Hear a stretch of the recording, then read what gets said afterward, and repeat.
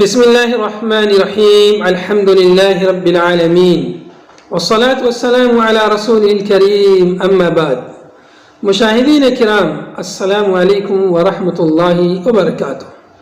آج میں آپ کی خدمت میں کتاب نعمت المنان مجموع فتاوی فضیلت الدکتور فضل الرحمن المدنی رحمہ اللہ سے ایک اہم مسئلہ رمضان اور قرآن سے متعلق لے کر حاضر ہوا ہوں۔ آپ رحمہ اللہ سے سوال کیا گیا کہ کیا رمضان المبارک اور قرآن کریم میں کوئی تعلق اور مناسبت ہے، اور کیا اس ماہ میں تلاوت قرآن کا زیادہ اہتمام کرنا چاہیے؟ اس سوال کے جواب میں آپ رحمہ اللہ نے فرمایا کہ رمضان المبارک اور قرآن پاک میں بڑا گہرا تعلق ہے۔ یہی وہ مہینہ ہے جس میں قرآن کریم کے نزول کی ابتدا ہوئی۔ اللہ تعالیٰ کا ارشاد ہے، شہر رمضان الذی انزل فیہ القرآن۔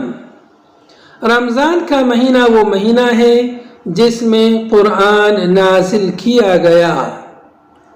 دوسری جگہ فرمایا، انا انزلناہ فی لیلۃ القدر، بے شک ہم نے اسے شب قدر میں نازل کیا ہے۔ اس مہینے کی ایک رات حضرت جبرائیل علیہ السلام رسول اللہ صلی اللہ علیہ وسلم کے پاس تشریف لاتے اور دونوں قرآن کا مدارسہ اور دور فرماتے تھے۔ حضرت ابن عباس رضی اللہ عنہ سے روایت ہے، کان رسول اللہ صلی اللہ علیہ وسلم اجود الناس وکان اجود ما یکون فی رمضان حین یلقاہ جبریل وكان جبريل يلقاه في كل ليلة من رمضان فيدارسه القرآن، فلرسول الله صلى الله عليه وسلم حين يلقاه جبريل أجود بالخير من الريح المرسلة، متفق علیہ۔ رسول اللہ صلی اللہ علیہ وسلم لوگوں میں سب سے زیادہ سخی تھے، اور رمضان میں اس وقت اور بھی زیادہ سخی ہو جاتے جب جبرائیل علیہ السلام آپ سے ملاقات فرماتے، اور جبرائیل علیہ السلام ہر رات آپ کے پاس تشریف لاتے اور قرآن کا دور کرتے، تو اس مناسبت سے آپ کی سخاوت تیز ہوا سے بھی عام ہو جاتی۔ اسی بنا پر علماء کرام نے ماہ رمضان میں کم از کم ایک قرآن ختم کرنے کو مستحب قرار دیا ہے۔ امام ظہری رحمۃ اللہ علیہ فرماتے ہیں کہ رمضان کا مہینہ قرآن کریم کی تلاوت اور دوسروں کو کھانا کھلانے کا ہے۔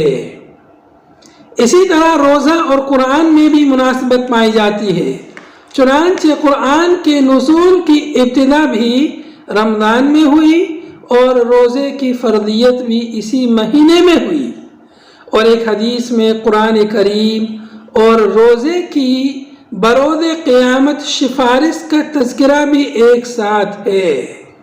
رسول اللہ صلی اللہ علیہ وسلم ارشاد فرماتے ہیں، الصیام والقرآن یشفعان للعبد یوم القیامہ، یقول الصیام ای ربی منعته الطعام والشهوات بالنهار فشفعني فيه، ويقول القرآن منعته النوم بالليل فشفعني فيه، قال فيشفعان، رواه أحمد والبيهقي في شعب الإيمان، وقال الألباني إسناده حسن۔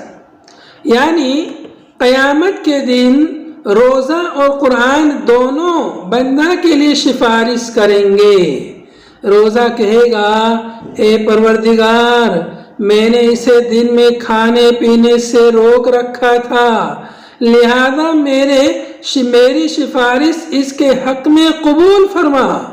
اور قرآن کہے گا، میں نے اسے رات کو سونے سے روک رکھا تھا، پس میری سفارش اس کے حق میں قبول فرما، چنانچہ دونوں کی سفارش قبول کی جائے گی۔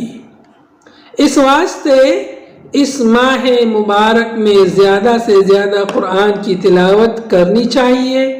اس کے درس کا اہتمام کرنا چاہیے۔